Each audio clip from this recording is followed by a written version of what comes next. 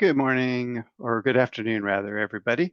We're going to get started here in about a minute. We're just going to wait for a few people to join still. So please stand by.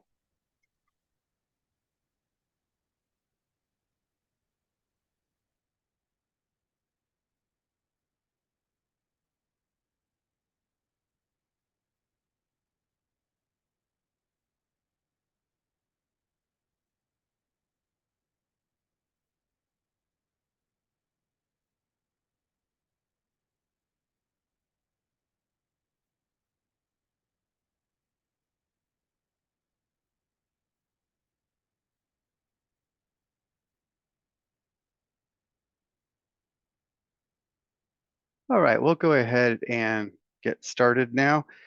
Welcome to our quarterly Sensiba Sage Intacct release party. That's what I'm calling it. I'm calling it a release party. This is release 4 of 2023, and we're going to hit some highlights of the new release that's coming out tomorrow. I'm Tom Aker. I'm the Senior Solutions Consultant here at Sensiba. I've been working with Sage Intacct since, well, it's been a while. It's been about 10 years, a little over 10 years. And so I've been through a few quarterly releases. It's kind of astounding how much the product has evolved and grown during that time. And this quarter, we have quite a lot of good stuff to show you. So I'm excited to be here. Hi, and I'm Michael Sudbury, Senior Systems Implementation Specialist with Sensiba San Filippo, or now Sensiba. I always get tripped up on that.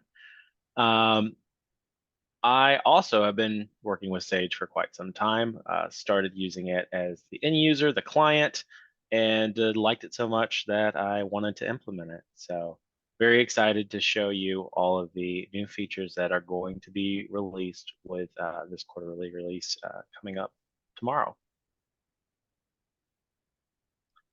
Now, there is a very exhaustive list, but here are a few of the items that we find very exciting and want to highlight for you today in this webinar. We have the new advanced ownership consolidations and general availability. We have reconciliation enhancements, updating bills for approval, so they just don't get stuck in the approval stage. You can actually recall them now.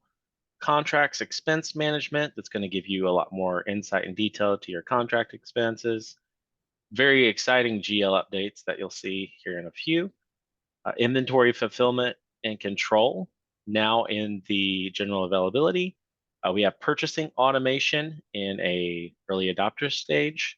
The new ICRW learning journey, that's going to give you very good learning path for what is one of the more complex tools in Intacct, 1099 e-filing, and then also Sage Intacct Project Intelligence. So first off, we have this advanced ownership consolidations. And in the Sage Intacct multi-entity setups, we've had consolidations for a long time, global consolidations where we could do multi-currency and domestic consolidations that were all on a single currency. But what we haven't had until now is the ability to do tiered consolidations with partial ownership, non-controlling interest, and combining that with that currency translation. So we can pull everything together in an appropriate way with different ownership interests, but with those currency adjustments, and bring it all into a single unified currency that reflects a gap ownership structure. So there's only, I think Michael and I talked about this. There's not that many clients that we've had that could use something like this, but those that could use it a lot, right, Michael? Yeah, it's one of those things that it's going to make it a lot easier to do your reporting if you do have this sort of organizational chart or company layout. It's something that, like Tom was saying, not everyone's going to need this, but if you are someone who has to report like this is something that could save you a lot of time, a lot of calculations, and is an exciting new feature in the consolidations. We also have reconciliation enhancements. So now you can simplify your receiving of payments and the reconciliation process within the bank transaction assistant. So this bank transaction assistant and the creation of customer rules is going to save you a lot of time. So you can manually or automatically create assignment rules for your customers. You can assign the customers manually on the fly to transactions. You can select one or more transactions to create bulk payments. Then you can move into the next stage where you're selecting the payment method that best fits the process. If there's no open invoices and you still want to receive that payment, you can create an advance when there's not an invoice available, which is really nice that you can just go ahead and create that advance on the fly. That's something that typically you'd have to go create that advance, and it is a little more manual of a process. And then you can preview these receiving of payments, gaining insight into the resulting payment applications, and then adjust them as needed. And then, the next stage, posting all that. So this is something that should speed up the reconciliation of these payments, and also a really nice feature with assigning those customers. Yeah, and you need to have the Sage Banking Cloud attached, so that bank feed to get this in general availability. But there's also a early adopter bank transaction upload if your bank is not a part of one of the many banks that's in that banking cloud. So if you're in that early adopter program, or you'd like to be in that early adopter program for bank feed or bank transaction uploads, then reach out to us and we will help you get set up with that. And then you too will be able to use this new bank transaction assistant.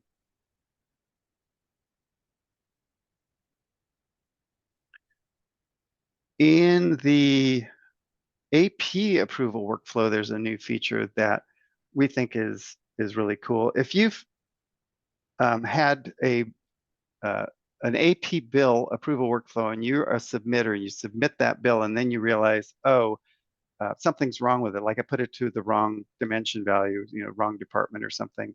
So now you'll be able to not wait for the approver to decline it and send it back to you. You can yourself recall the bill, and that's available.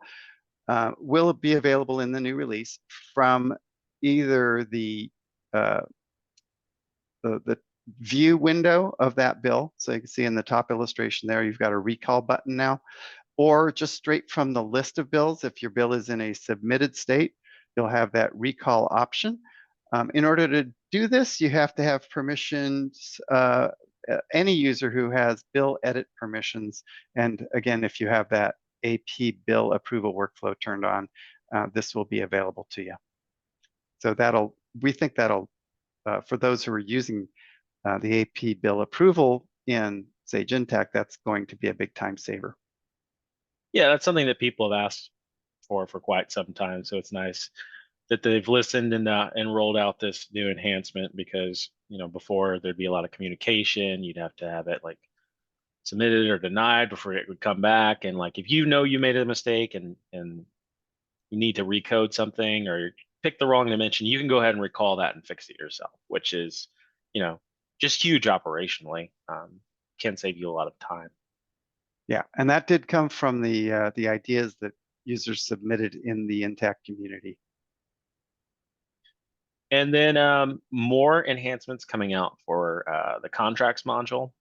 I feel like that's a common thing. They're doing a lot of work in contracts and making it more user friendly and have more depth.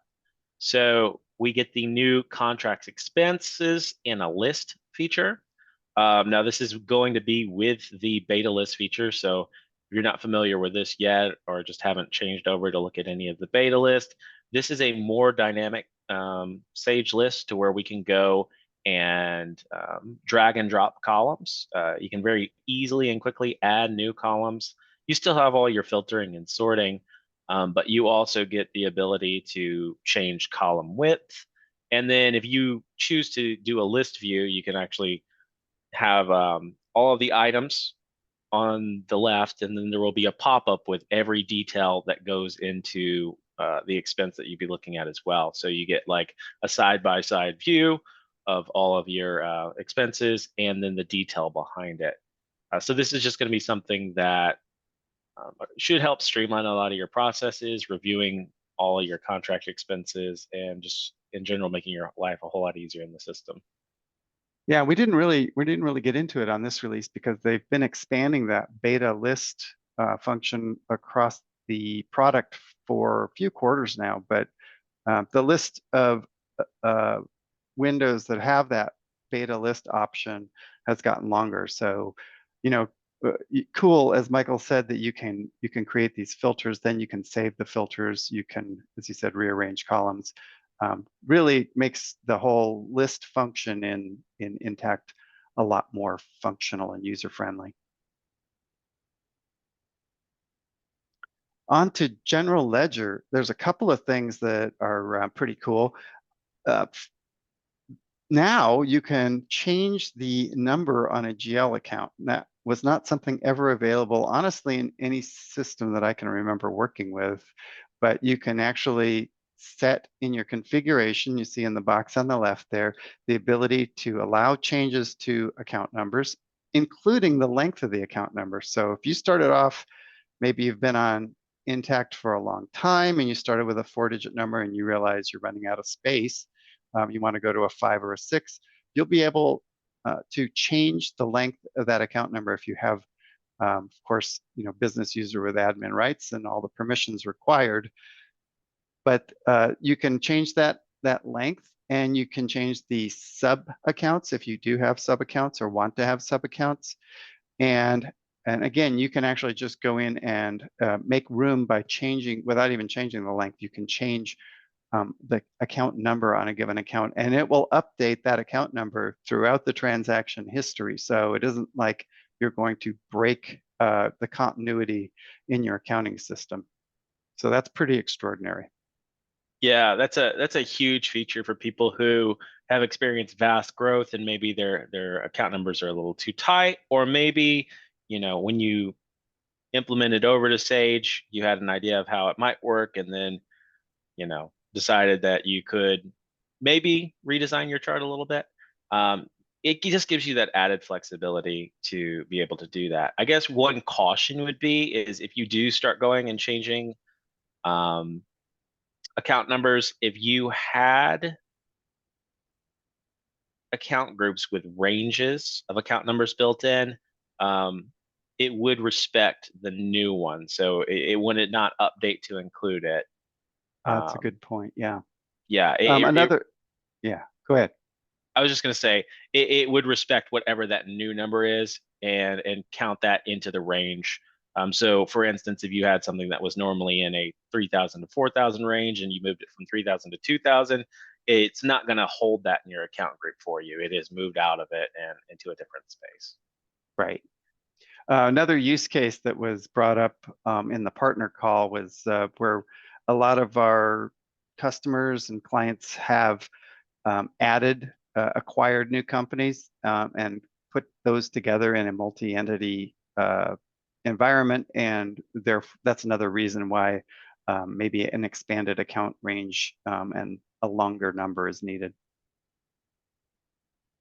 So that's there, just like we were saying with the advanced ownership consolidations. If mostly you don't need it, but if you do need it, you really need it. So cool to have that. Yeah, I know I have a client that was wanting to change their um, sub account length just 2 weeks ago, and I was like, you can't do it. And then this comes out, and I'm like, well, now you can. So thank you, I stand Sage. corrected. All right. Another feature that came out in, I think it was in Q2, was the ability to lock periods. Of course, we've always been able to close periods in Sage Intacct. You close them, you can open them again, you can post adjusting journal entries. It's been a very flexible but controlled way to close your periods. But you couldn't truly lock them previous to Q2 or release 2 of this year.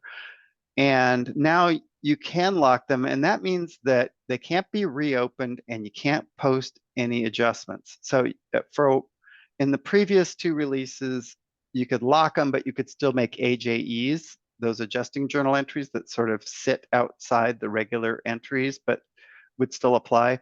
In this release, no adjustments are allowed to those locked periods. So if you have, we have clients, not our firm, but on Intacct, there are a lot of customers that are publicly traded.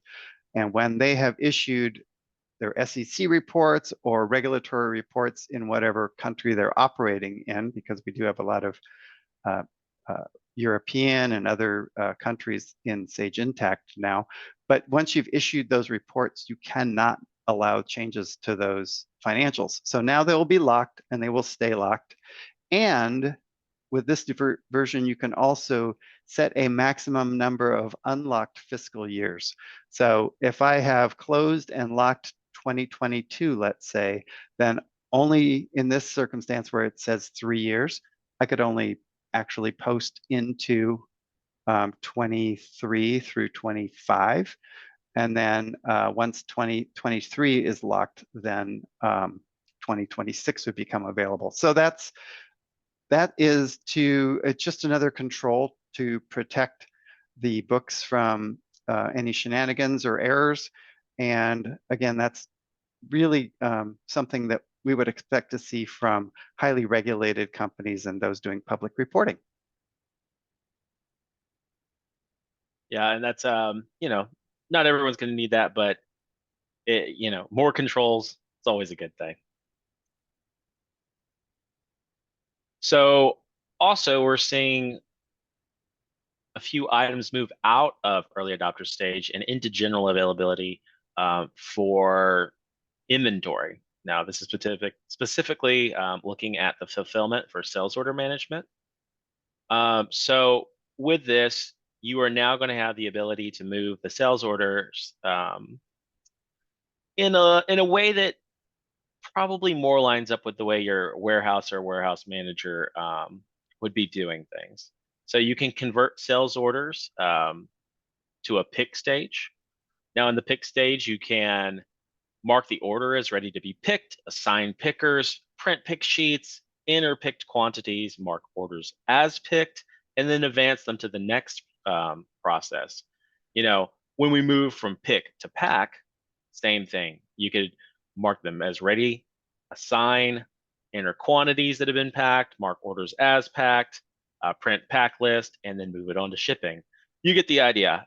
It's pretty much the same process all the way up to the invoice stage. So we're giving tons of flexibility, tons of different stages and metrics to look at. So it's going to give you a lot of the detail in the system as to who's supposed to pick this, when it was picked, what was picked, when we move it into the pack stage.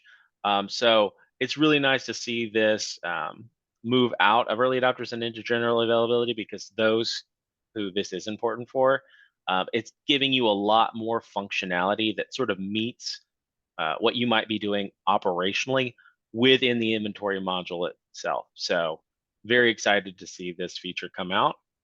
And then also with that, we can also commit quantities differently during order entry. So when you have a transaction definition and it's for reserving or picking, we have two fields that can appear: quantity reserve. So the quantity that's set aside to fill the item. Reserve quantity is considered to still be on the warehouse shelves, but no longer available to be used anywhere else. I have clients that are very detailed with how they want to keep track of their inventory and with the counts and what stage it's in. So this quantity reserve was something that they were asking for that wasn't out before. And then quantity picked or allocated, that's the quantity that's been picked to fill the item. Picked quantity is allocated quantity. It's no longer considered to be on the warehouse shelves and no longer available to be used anywhere else. Now you can enable sales orders for both of these features now. So once again, the inventory module just continuing to have more expansion constantly. But then also, I feel like these two are really getting it more in line with how to use the system operationally and give you a whole lot more detail about where things are at in the order process. Yeah, this is looking more like a sort of light warehouse management system as we've gone along through these various releases. So it's great to see all this functionality come into general availability because once again, not everybody needs it. Not everybody has the mo inventory modules, but this will make a huge difference for those clients that are moving stock with Sage Intacct. Yeah, I think I was mentioning to Tom yesterday, like maybe a year ago, you couldn't even do like pick list, and that was something that was very important to a few of our clients. And now Mhm. you have that. You can assign people to it. You can mark when it's done. So just a ton more functionality just coming out to general availability. So great updates in this section of the system. Now, this is a pretty cool thing, and it is in the early adopter program, but we wanted to share it with you because it's on its way to general availability sometime in the next few quarters. And I think that there are a few of our customers that are using the AP bill intake automation where Sage Intacct can allow you to either email or drag and drop vendor invoices into an upload screen, and it will read and code those invoices and put them into a draft state ready to be reviewed and approved. In the new version, this is being moved up the channel into the purchasing workflows. So now we'll be able to scan in vendor invoices, and the artificial intelligence in the matching system will find the matching PO and set that match up. So depending on how you have purchasing set up, if you have your workflows such that you've got receivers coming in, and those have to be matched for the PO to be eligible, then that would then make that PO available for the vendor invoice. So because this is early adopter, we can't get our hands on it yet. It's not in our preview company that we would normally get. So we just wanted to show you that this is coming. There are a few clients that we have who could really make great use of this. It could really speed up a lot of their process. And I think it's just great to see how the Sage is, again, quietly adding AI functionality into the existing product, mostly for either no or low cost to the users. Yeah, if you haven't seen any of the AP bill automation, it is really exciting and really interesting to see um, those bills being added, through a PDF or just coming in through an AP email. And then the fact that it is constantly learning um, your business. It is learning what dimensions these bills should be coded for, obviously the customers, and really increasing your accuracy um, of your bills and expenses. Yeah. And the PO piece was a barrier to entry for a lot of people. Like they couldn't use the bill ingestion because there was no PO piece or no PO matching. And it is great to see that they're so um, swiftly adding this new PO matching capability. Yeah, and as I said, it's that early adopter program is not currently accepting new customers, but we can get, if anybody's interested, we can get you on a wait list to when they open up the early adopter program for new companies.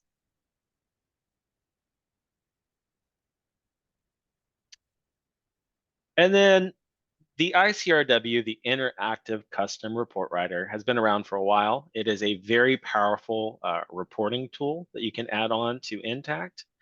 Um, and previously there's been some barrier to entry. It is a very, very advanced tool, and with any advanced tool, there comes a lot of learning.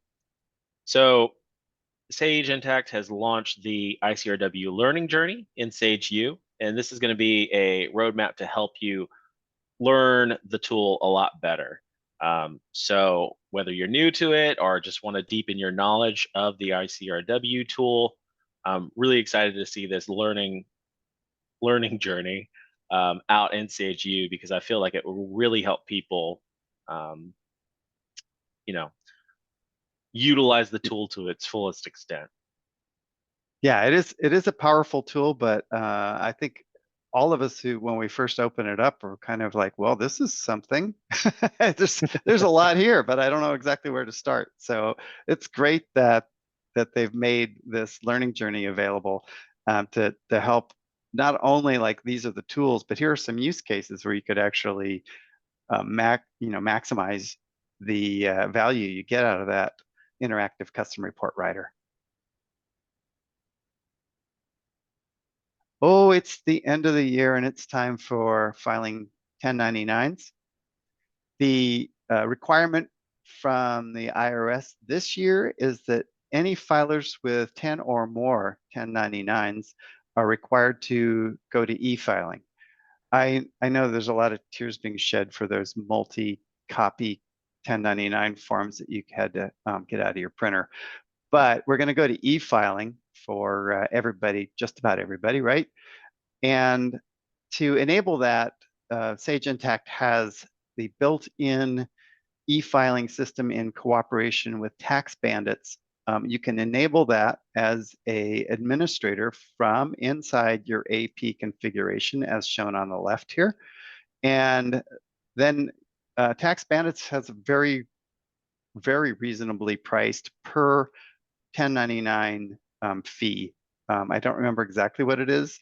And if you have a lot of them, the fee, of course, per unit goes down. But it's great because you don't have to send your 1099 file outside of Sage Intacct. It's sent directly from Sage Intacct into the Tax Bandits e-filing system. The 1099 recipients get their electronic copy emailed to them out of Tax Bandits, and all of the returns are filed electronically with the IRS. So we have a couple of clients with a lot of 1099s, and this is going to be a great time saver for that piece of the year. Make January a lot more pleasant for people.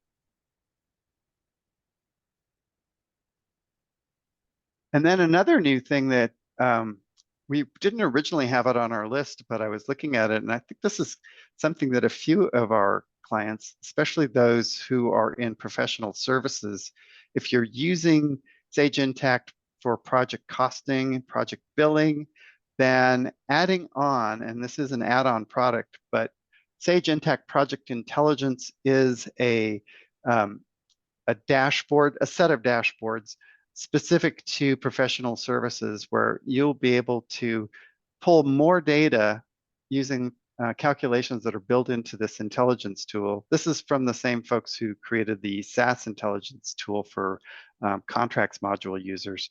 But there will be more data and more calculations pulled out of your Sage Intacct records and brought right into this set of dashboards, kind of a board book.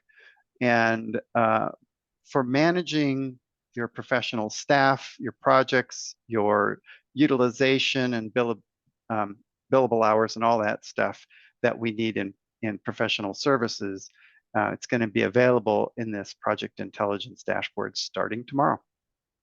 Again, that is an add-on subscription.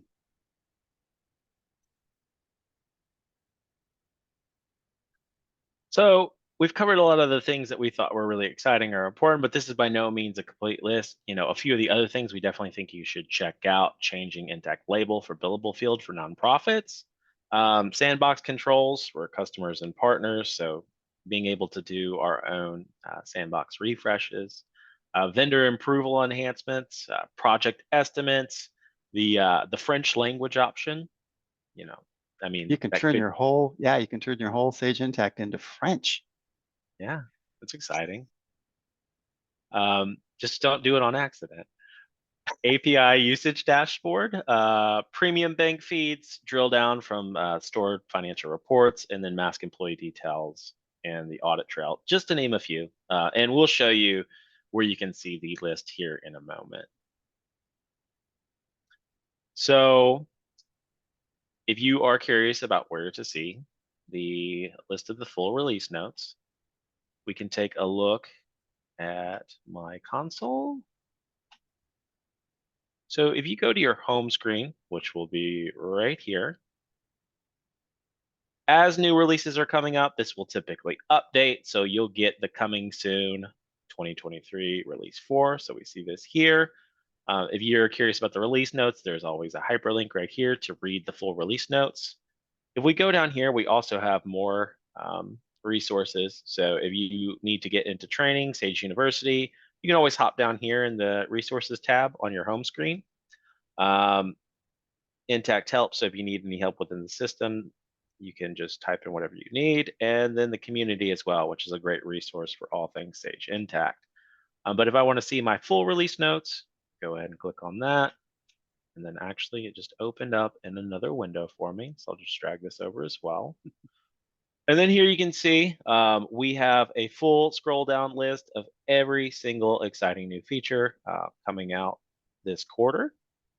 So you can see it's pretty exhaustive. But if you're only concerned with certain features, you can come over here to the side and you'll see, oh, AP. I'm only concerned with what's coming out for AP. And you can reference that. Or maybe I am only concerned with construction. Come down here, see the new releases for construction. If you've missed a few releases or just curious what's come out over the year, you can always come over here and view the previous releases. And then also we have the handy release calendar. So these releases are not surprises. They're done every quarter, these feature updates. And then we have right here the schedule at which they'll be coming out for the next year. So you can see release 1, February 16th, release 2, May 10th, release 3, August 9th, and release 4, November 8th. So you can predict that we'll be having webinars the day before each of those releases, and just go ahead and put it on your calendar. Exactly. So definitely take some time to look that over. Sage does listen to a lot of these customer ideas and come out with a lot of really neat features with these quarterly releases. So something that may have been, a pain point in the past, like I mentioned that sub account length number, now with this new release is no longer a thing. So definitely check into it. Definitely look over the list, and we will keep you updated with all of the new exciting releases each quarter. And as Michael was saying, we'll keep you updated. And if you need to update us or ask questions or want some help with configuring any of these things, just reach out to Michael or myself or anybody else on the Sensiba Sage Intacct team, and we'll be happy to help you get those things set up. Once again, thanks for joining us today. I hope that it was time well spent for you. We had a good time, and we'll look forward to seeing you at the next quarterly release in February.